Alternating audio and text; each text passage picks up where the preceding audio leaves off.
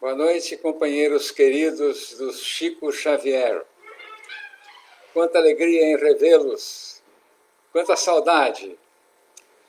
Boa noite, meus queridos amigos que me acompanham nesta nossa conversa, com a sua paciência e a sua presença que me faz muito bem. Senhor, acalma meu passo, desacelera as batidas do meu coração, acalmando minha mente. Diminui meu ritmo apressado com a visão da eternidade do tempo. Em meio às confusões do dia a dia, dá-me a tranquilidade da oração. Acalma meu passo, Senhor, para que eu possa perceber, no meio do incessante labor cotidiano dos ruídos, das lutas, alegrias, cansaços e alentos, a tua presença constante no meu coração. Acalma meu passo, Senhor, para que eu possa entoar o cântico da esperança, sorrir para o meu próximo e calar-me para escutar a tua voz. Obrigado, Senhor, pelo dia de hoje, pela família que me deste, pelo meu trabalho e, sobretudo, pela tua presença em minha vida. Tudo te peço, Senhor, pois se estás comigo, em nenhum lugar me sentirei triste, porque a luta diária tu enches de alegria o universo. Se estás comigo, não tenho medo de nada. A ti, Senhor, eu quero meu envolvimento neste momento de sintonia feliz. E essa sintonia se chama oração. A oração é algo que vem de tempos imemoriais, cada vez mais encontrando no homem um conceito, uma concepção, uma aplicação cada vez maior. Ela preenche os nossos dias, porque na nossa vida pessoal, familiar, no trabalho, nos momentos difíceis, nos momentos felizes, a oração é a chave que abre as portas para a sintonia com o nosso Criador. Jesus falou algumas vezes sobre a oração, e a doutrina espírita também. Por isso, queridos amigos, nesta nossa conversa de hoje, o entrelaçamento entre a mensagem do Mestre com as luzes da doutrina espírita. Hoje vamos conversar com os nossos pensamentos interligados, um pouco sobre a oração. Dentro do Evangelho e dentro da doutrina espírita, especialmente naquilo que o Livro dos Espíritos nos traz a respeito. Porque a oração, dentro do Espiritismo, é um tema amplo que nós só podemos resumir através da obra básica que a doutrina possui. Na primeira pergunta que Allan Kardec fez aos espíritos, quando indagou o que é a oração, eles responderam: a oração, a prece, é um ato de adoração. Orar é comunicar-se com Deus, aproximar-se dele. Adoração é uma das leis divinas e ela consiste não em palavras elogiosas ao nosso Criador, ao nosso Deus, mas a adoração é uma forma íntima de nós reconhecermos na figura do nosso Pai, o Criador de todas as coisas, a inteligência suprema do universo, aquela presença constante que de alguma forma representa para nós todos uma presença balsâmica que vai nos auxiliar nos momentos variados da nossa existência. Perguntou ainda Kardec aos espíritos se a prece agrada a Deus. E eles responderam dizendo: sempre agrada, quando ditada pelo coração. A prece sempre agrada, disseram eles, sempre que ditada pelo coração. Por que o coração? Porque o coração é a sede do nosso sentimento. Nós somos o que nós sentimos. E a oração é a expressão mais límpida, mais lúcida do nosso sentimento, porque é aquele instante em que, de alguma forma, nós buscamos a sintonia com o nosso Criador. Jesus Cristo falou sobre o coração. Porque onde está o teu tesouro, aí estará também o teu coração. O nosso tesouro. O nosso tesouro é aquela herança divina com que Deus nos agracia quando nos cria. Herança que nos acompanha desde que somos simples até nos tornarmos espíritos puros. Tesouro que vai aos poucos brotando, se exteriorizando, demonstrando pelas virtudes que expressamos, em que grau de evolução espiritualmente nós nos encontramos. O coração, portanto, é um termômetro, porque o sentimento é aquilo que, na verdade, nós somos. Mais ainda, quando Jesus nos disse: não se turbe o vosso coração, crede em Deus, crede em mim também. Quando nós, portanto, buscamos não turbar o nosso coração, deixando-o em paz, em equilíbrio, é porque, na verdade, nós temos crença arraigada no nosso Pai. E crença, essa crença que não é mera palavra, mas a crença sentida, absorvida, a crença na mensagem de Jesus Cristo.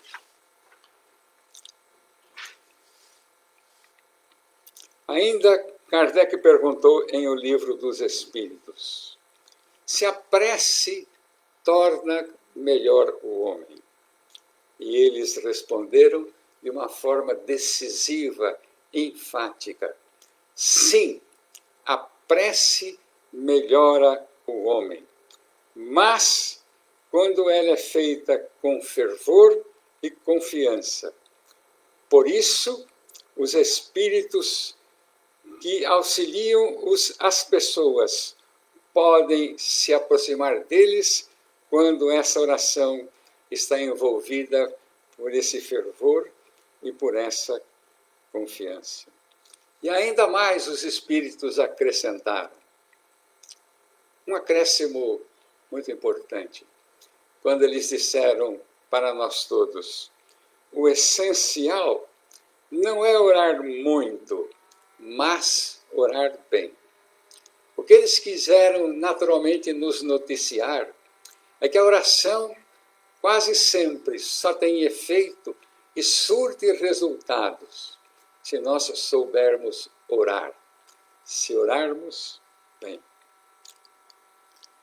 Pela prece, a que nós nos podemos propor?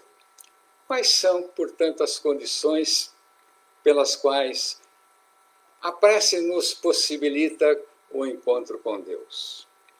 E os espíritos responderam em 3 condições: a condição de louvar, a condição de pedir e a condição de agradecer. Louvar não é simplesmente uma palavra mais elogiosa para o nosso Pai, para o nosso Criador. Louvar é aquele sentimento que faz com que nós tenhamos pelo Criador aquele amigo, aquela presença indispensável, aquele pensamento, aquele envolvimento que torna a nossa situação mais amena e possibilita fazermos aquilo que de melhor podemos fazer. Louvar, portanto, é um ato de reconhecimento da figura do nosso Pai, do nosso Criador.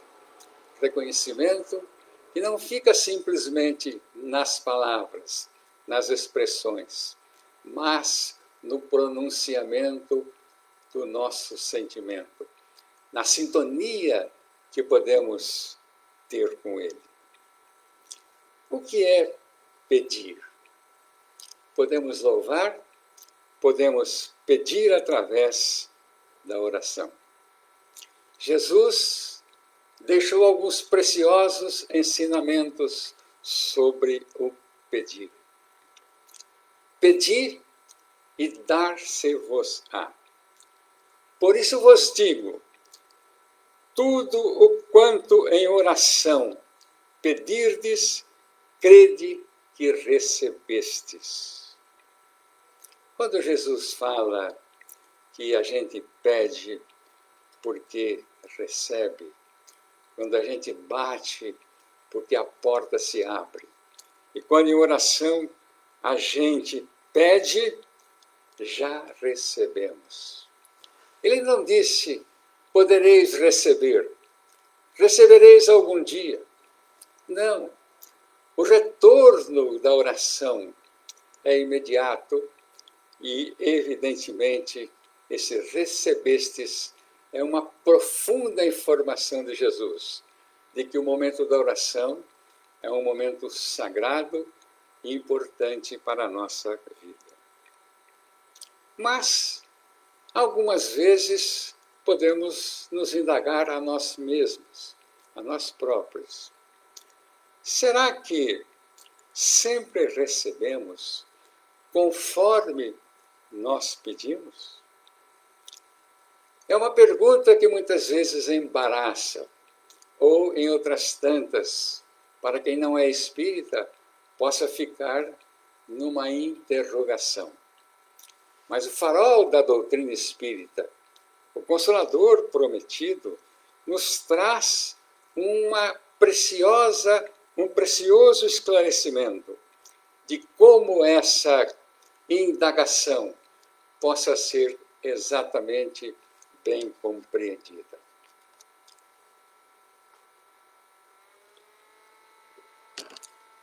Todos os pormenores dessa resposta estão na pergunta e na resposta de número 663 do Livro dos Espíritos.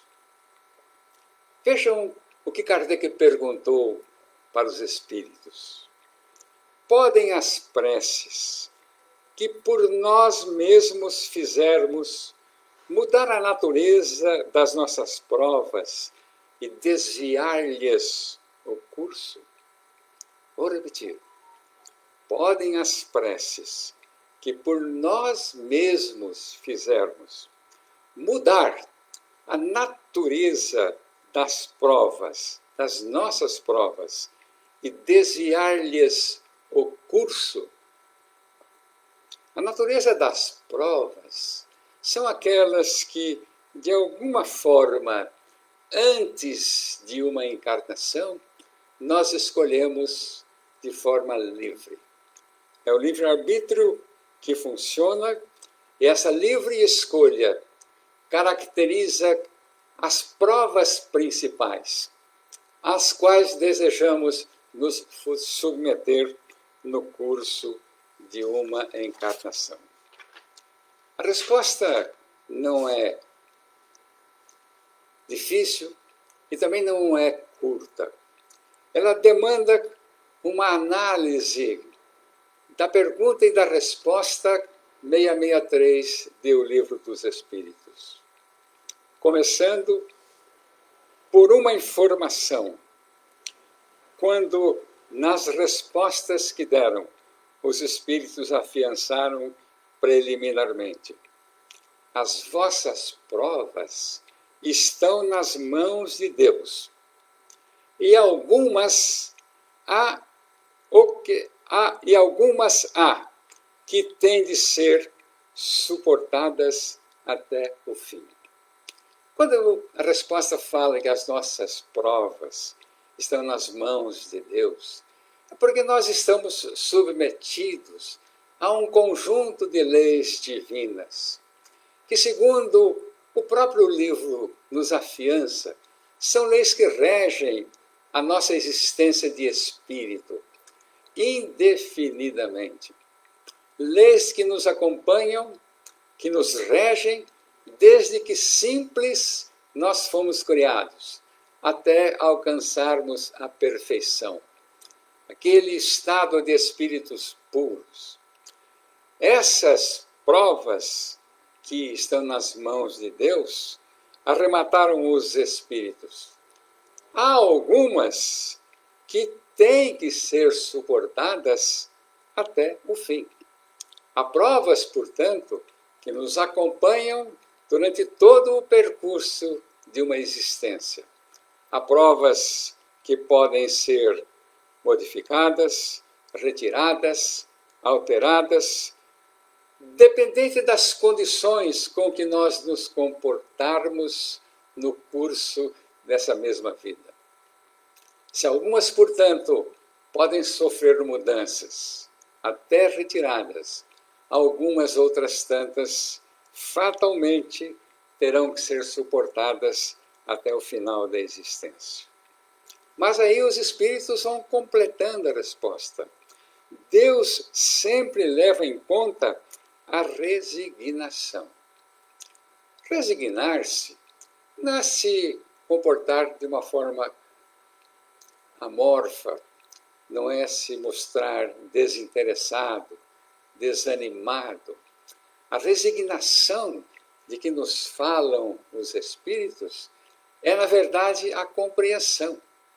A compreensão de que todos os processos, procedimentos, ocorrências de uma existência estão submetidas às leis divinas. Na medida, portanto, em que nós, resignados, ou seja, quando aceitamos que estamos regidos por uma lei superior, por uma lei completa, nós vamos nos acautelando, procurando de alguma forma manter o equilíbrio, embora as dificuldades, embora os problemas que nos trazem dor, porque a compreensão é exatamente a forma de se expressar e de entender a resignação. Dizem ainda os espíritos que a oração atrai os bons espíritos, que nos dão forças de suportar as provas. Mas eles adjetivam: suportar as provas corajosamente.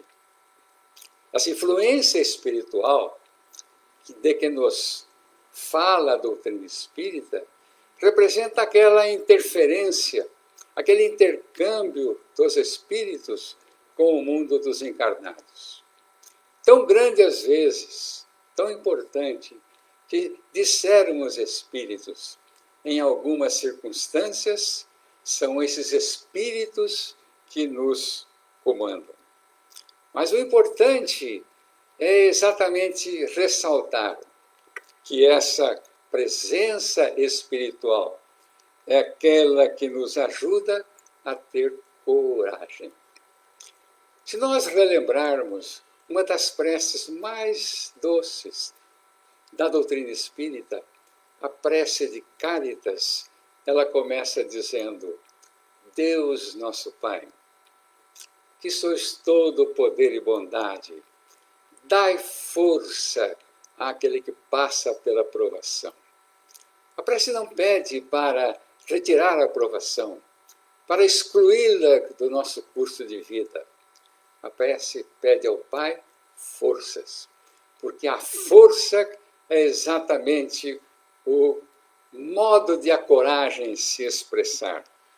Então, disseram os espíritos que a espiritualidade superior nos ajuda a reforçar, a alentar a nossa coragem. E completando essa informação, eles continuaram dizendo na resposta a essa mesma pergunta: ajuda-te a ti mesmo, ou ajuda-te e o céu te ajudará. A oração, portanto, é um modo pelo qual nós podemos nos ajudar a nós próprios. Ou é o modo pelo qual nós podemos abrir as portas, abrir a janela para entrar o sol da nossa vida, através exatamente da ajuda espiritual. Quando, portanto, nós nos ajudamos a nós mesmos, nós estamos usando a batida na porta e ela se abre. Nós estamos abrindo a janela e o sol entra. Porque a partir desse instante, a espiritualidade superior tem todas as condições para transformar a oração naquele momento sagrado e divino e nos ajudar ou ajudar alguém naquilo que estamos pedindo. E eles, depois, enfaticamente, vão completando a informação. Como Deus pode mudar ao nosso sabor as nossas provas? E eles disseram: Deus não mudará a ordem da natureza ao sabor de cada um. Quando fala Deus, é porque as leis divinas que nos regem, as leis superiores, portanto, não podem ser alteradas, como são as leis materiais, ao sabor, ao interesse de cada um de nós. São leis perfeitas e, por isso, elas são imutáveis. A verdade, portanto, quando eles disseram que Deus não muda, não é porque Deus não é um pai bom, ele não é um pai agradável, ele não é carinhoso, ele não é atencioso. Simplesmente que o universo obedece a um comando, e esse comando rege de uma forma universal a todos nós, não alterando, portanto, ao sabor de cada um as regras que são perenes, imutáveis e imortais. Por que que não pode mudar as provas ao nosso interesse, ao nosso sabor? E aí continuam os espíritos numa resposta que às vezes encabula, muitas vezes difícil de aceitar, mas é uma resposta coerente, daquelas que fazem parte de um dos alicerces da doutrina espírita, que é a razão. Por quê? Que nos parece um grande mal, disseram os espíritos. O que vos parece um grande mal, do ponto de vista de uma vida efêmera, será sem dúvida um grande bem na ordem geral do universo. Os pedidos justos são atendidos mais vezes do que supondes. É difícil entender, ou mesmo aceitar, que nas ocorrências da vida, especialmente naquelas em que as provas são dolorosas, em que as provas ferem, em que as provas nos causam sofrimento, é difícil entender que elas nos fazem bem, vistos como espíritos perenes. É porque a dor, ensinam os espíritos, é um processo de permitir a revalidação dos nossos pensamentos. E a dor sempre é uma oportunidade de aprender dos seus resultados. Porque ela, oferecendo muitas vezes esse ensejo, também nos possibilita permitir que as nossas virtudes, as nossas potencialidades são desenvolvidas durante o processo doloroso. E quando eles dizem que muitas vezes nós somos atendidos mais do que supomos, nós vamos entender que Deus não nos ouve, porque nós achamos que Ele não fez nenhum milagre. É importante considerar que Deus nos ouve, atua, mesmo quando aparentemente os milagres não ocorreram. Mas Deus assiste por meio a todos nós tão naturais. Importante essa observação espiritual. Deus nos assiste, por vezes, por modos tão naturais que nos parecem obras do acaso. O acaso, queridos companheiros, é uma palavra riscada do dicionário espírita. Nós somos regidos por leis divinas, onde o acaso não cabe. Muitas vezes, o acaso é aquele impulso espiritual, é aquele envolvimento espiritual que nos leva a tomar atitudes, que nos leva a encontrar alguém, que nos leva a procurar algum ponto de apoio. E esse acaso, que na verdade não existe, nada mais é do que uma influência e uma atuação espiritual que nos leva a encontrar soluções que muitas vezes nós pretendíamos há tanto tempo. Muitas vezes são as ideias, são as intuições que os espíritos, atuando em nome divino, podem nos sugerir, podem nos enviar, para que nós possamos encontrar aquilo que pretendemos, mas com uma condição. A influência espiritual depende exclusivamente do nosso esforço. A palavra esforço vem do Evangelho. Jesus, quando falava de João Batista, nos informou de uma forma clara, de uma forma meridiana, dizendo que, desde os tempos de João Batista, o reino de Deus é tomado pelo esforço.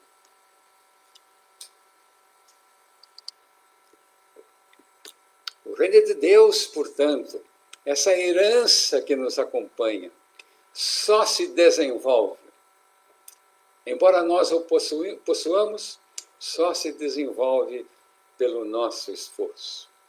E Allan Kardec, quando quis caracterizar o verdadeiro espírita, simplesmente informou que o verdadeiro espírita é aquele que, pelo esforço, procura combater as suas más tendências. Pela prece, nós podemos louvar, nós podemos pedir e nós podemos agradecer. Agradecer é um momento, é um ato sublime de humildade. Não é aquele agradecimento meramente formal, com palavras que não têm nenhum conteúdo sentimental e não procedem do nosso coração. Agradecer na oração é exatamente reconhecer que nós temos um Pai, o nosso Criador, a quem nós podemos recorrer em qualquer instante e que a Ele devemos ser gratos por tudo aquilo que nós consigamos dentro de uma vida ou dentro da nossa jornada como seres espirituais. Há algumas passagens evangélicas que nos remetem ao ato de agradecer. Prestem atenção. Jesus, junto com Pedro, Simão Pedro, mais alguns discípulos, saiu uma tarde, um final de tarde, das margens do lago de Cafarnaum e dirigiram-se à modesta residência de Simão Pedro. Entraram, encontrando lá a sogra de Simão em estado muito febril. Os apóstolos se entreolharam, olharam para o Cristo. Ele tomou a sogra de Pedro pelas mãos e, entre aspas, magicamente, a febre desapareceu. Ela se pôs em pé e arremata, e o que é mais importante, e arremata o Evangelho e se pôs a servir. Servir é um ato que nos remete à forma de agradecer. Servir é um momento em que, sem palavras, muitas vezes, nós agradecemos a Deus, ao nosso Criador, por tudo aquilo que recebemos. Servir é uma forma gloriosa de agradecer. Há também aquele episódio em que, certa vez, Jesus é procurado, é defrontado por 10 pessoas leprosas, pedindo que os curasse. E Jesus os curou. Dos 10, 9 se voltaram e tomaram o seu rumo. Um deles ficou olhando frente a frente para o mestre e, dirigindo-se a ele, agradeceu pela cura. Mas o que é mais importante não foi só agradecer. Diz o Evangelho que ele se tornou um seguidor de Jesus Cristo. Seguiu o mestre. Uma outra passagem que nos chama a atenção é quando também, em certa oportunidade, Jesus se defronta com um cego. Chamava-se Bartimeu. Ao contrário do que muitas vezes as pessoas que encontravam o mestre pedindo a cura, perguntavam a ele, pediam a ele, Jesus dessa vez tomou uma nova forma de conduta. Vejam que interessante. Ele se dirigiu ao cego e lhe perguntou: Bartimeu, que queres que eu te faça? E Bartimeu respondeu simplesmente: Senhor, eu quero que tu me tornes a ver. Eu quero ver de novo. E viu. Mas o mais importante não foi a cura. Diz o Evangelho que o cego, que Bartimeu, também decidiu seguir Jesus. Muitas vezes, portanto, a forma de agradecer é seguir. A forma de agradecer é servir. Agradecer servindo, agradecer seguindo, são múltiplas maneiras de nós podermos exercitar essa forma de colóquio com o nosso Pai. Há muitas maneiras de servir. As maneiras que nos levam ao trabalho social, as maneiras que nos levam ao abraço, à palavra confortadora, ao silêncio necessário, ao afeto, enfim, o momento em que nós nos decidimos, de alguma forma, explicitar as nossas virtudes em favor de alguém, com retorno certo em nosso favor. Kardec é, na doutrina espírita, o exemplo mais completo de agradecer. Naquele momento em que ele estava, quase que pela última vez, ouvindo e conversando com o Espírito a Verdade, o condutor do seu trabalho de codificação, ele, de forma atenta, ouvia de a verdade a informação de que era efetivamente um missionário. Era a confirmação, portanto, para Kardec, de que ele tinha uma missão. Mas aduzia o Espírito: a tua missão é difícil, é espinhosa, cheia de altercações.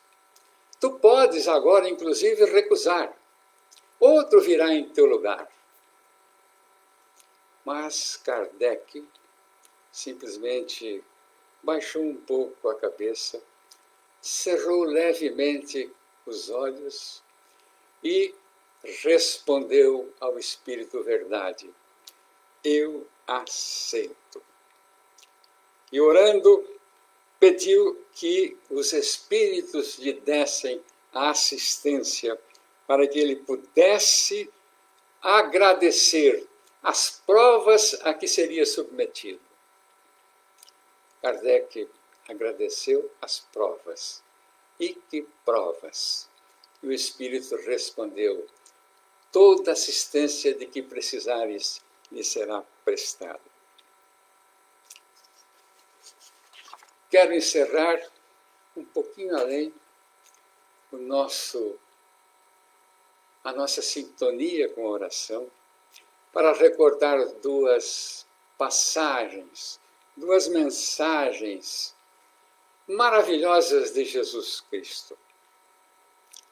Convém que elas sejam parte da nossa conversa de hoje, que elas sejam recordadas amanhã, depois de amanhã, por tempo todo, porque elas são mensagens eternas para a nossa evolução espiritual. Jesus, creiam, nos ensinou a orar. Diz o Evangelho: tu, porém, quando orares, entra no teu quarto e, fechada a porta, orarás a teu Pai que está em secreto. E teu Pai que te vê em secreto te recompensará. E ainda, porque Deus, o vosso Pai, sabe o de que tendes necessidade antes que lhe o peçais. Orar, portanto, disse o Mestre, é preciso que você entre no seu quarto. O seu quarto é o seu sentimento. O seu quarto é a conversa de você para consigo mesmo. Feche a porta. Mantenha-se, portanto, nesse colóquio entre você e o nosso Pai. E peça. Porque Deus, que nos vê em secreto, vai nos atender também em secreto. E ainda mais, que nos recompensará. O que é recompensar? É quando a oração, aquela oração feita do coração, conforme os Espíritos nos ensinaram. Recompensar é aquele momento da oração em que nós nos sintonizamos com Ele. Nós nos harmonizamos com a sua lei.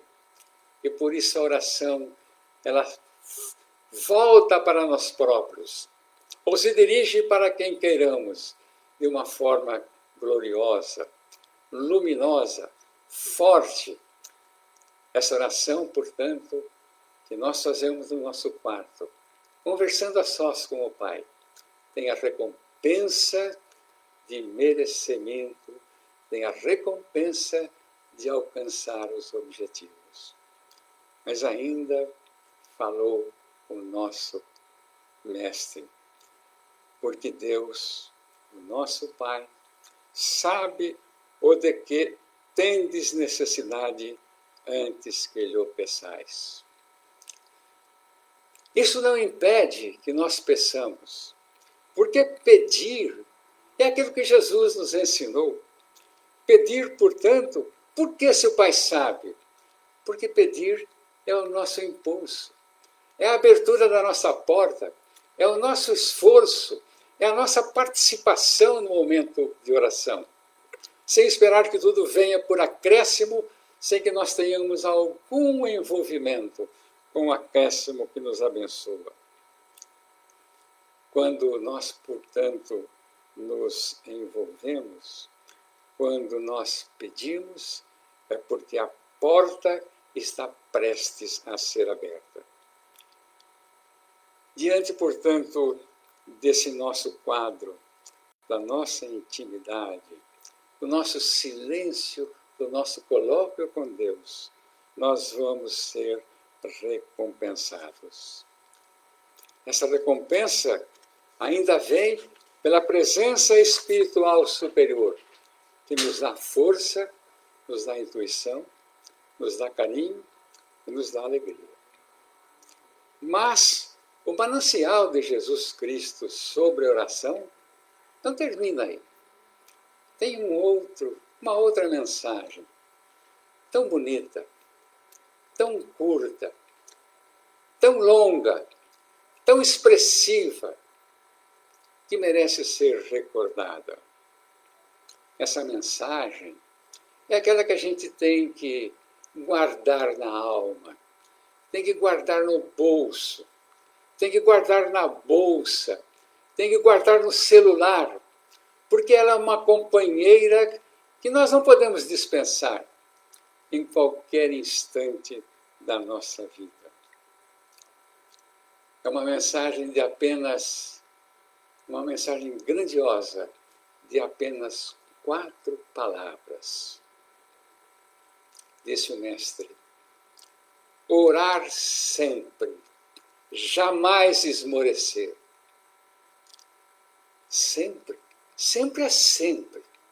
Sempre que nós tivermos necessidade, sempre que nós, portanto, sentirmos que a oração nos supre, nos alivia, fechamos as portas do nosso quarto e conversamos com Deus. Orar sempre. Jamais esmorecer. Jamais quer dizer nunca. Jamais quer dizer sempre também. Esmorecer é desanimar. E Jesus nos diz: não esmoreça, não desanime nunca. Por momentos mais difíceis que você esteja passando, que nós estejamos passando, a oração é aquela bênção que transforma o desânimo em força, que transforma a tristeza em alegria. Oração como uma alavanca para estimular o uso do potencial divino que todos nós temos. Para saber manter o equilíbrio, a serenidade nos momentos difíceis. Quando Jesus falou que o desânimo, o esmorecimento jamais poderia ocorrer, ele entrelaçou a oração com uma virtude que todos nós temos e que é fundamental para a nossa vida. A oração que nos dá, que nos possibilita, que nos envolve com a coragem. A coragem não é força. A coragem não é truculência. A coragem é exatamente saber fazer com que da oração nós possamos compreender, aceitar, envolver, sem nos intimidarmos com as dificuldades que muitas vezes assolam a nossa vida. A oração e a coragem fazem parte de uma plataforma irrecusável neste momento, meus queridos irmãos, em que por força do nosso vírus estamos passando momentos difíceis, conturbados. Estamos de uma forma, às vezes até não desejável, nos mantermos no isolamento. E nesse isolamento, buscamos fórmulas, meios para torná-lo mais agradável. São os artistas que se apresentam, são as mensagens que nós recebemos nos WhatsApps, são as orações que nos são oferecidas. Há múltiplas formas pelas quais nós queremos encantar o nosso isolamento. Eu sugiro, para mim e para todos nós, que nós coloquemos a oração, essa oração de que nos fala o Cristo, como um mecanismo indispensável e de grande valia para nós superarmos estes momentos difíceis, para transformar, pelo menos em alguns instantes do nosso dia, a sós, com a nossa família, talvez com amigos, nós possamos saborear a oração como aquela dádiva divina que vai nos dar força, e essa força vai impedir o desânimo, vai impedir a depressão, vai impedir que nós muitas vezes nos tombemos ao som de todas essas melodias que nos trazem a tragédia. A oração, portanto, é aquela forma mágica que nos traz neste momento a serenidade, que nos traz a facilidade de superar as situações, a fim de que elas possam ser, com a presença de Deus, vencidas de todas as maneiras. Eu não poderia, meus amigos, agradecer a atenção que vocês me dispensaram, esse carinho grandioso dos meus amigos do Chico, aqueles que me dispensaram a paciência de ouvir nestes breves minutos. Eu não poderia deixar de encerrar a nossa conversa, a não ser por uma oração. Só que eu peço que seja uma oração de entrelaçamento entre mim e entre vocês. Fechem os seus olhos. Busquem, através da intimidade de cada um, na tela dos seus pensamentos, busquem as pessoas que vocês queiram ajudar. Pensem nos hospitais, nos que lá trabalham, as pessoas que estão no seu cotidiano, permitindo que nós possamos continuar razoavelmente em condições de vida. Os caminhoneiros, os lixeiros, aqueles que estão nas frentes de trabalho. Pensem neles e, através da oração, tenho certeza de que nós vamos envolver conosco, conforme nos disseram os Espíritos, a espiritualidade superior. E ela vai acompanhar o nosso pensamento, o nosso trilho. Se nós pensarmos num hospital, eles estarão lá para amparar, para ajudar, para intuir. Se nós pensarmos em nós próprios, com certeza nós teremos deles amparo para a nossa saúde, para o nosso equilíbrio, para o nosso bem-estar físico, emocional, especialmente espiritual. Rezem, portanto, orem comigo esta oração. Eu escolhi a oração da Ave Maria, aquela psicografada pelo Chico e da Lavra de Amaral Ornelas, nosso grande poeta. E ela diz assim: Ave Maria, Senhora do amor que ampara e redime, ai do mundo se não fora a vossa missão sublime. Cheia de graça e bondade, é por vós que conhecemos a eterna revelação da vida em seus dons supremos. O Senhor é sempre conosco, mensageira da ternura, providência dos que choram, na sombra da desventura. Bendita sois vós, Rainha, estrela da humanidade, rosa mística da fé, lírio puro da humildade. Entre as mulheres sois vós, a mãe das mães desvalidas, nossa porta de esperança e anjo de nossas vidas.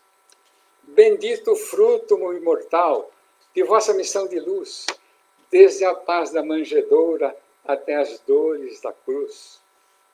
Assim seja para sempre, ó divina soberana, refúgio dos que padecem nas dores da luta humana. Ave Maria, Senhora, do amor que ampara e redime, ai do mundo se não fora a vossa missão sublime. Boa noite e que Deus nos abençoe.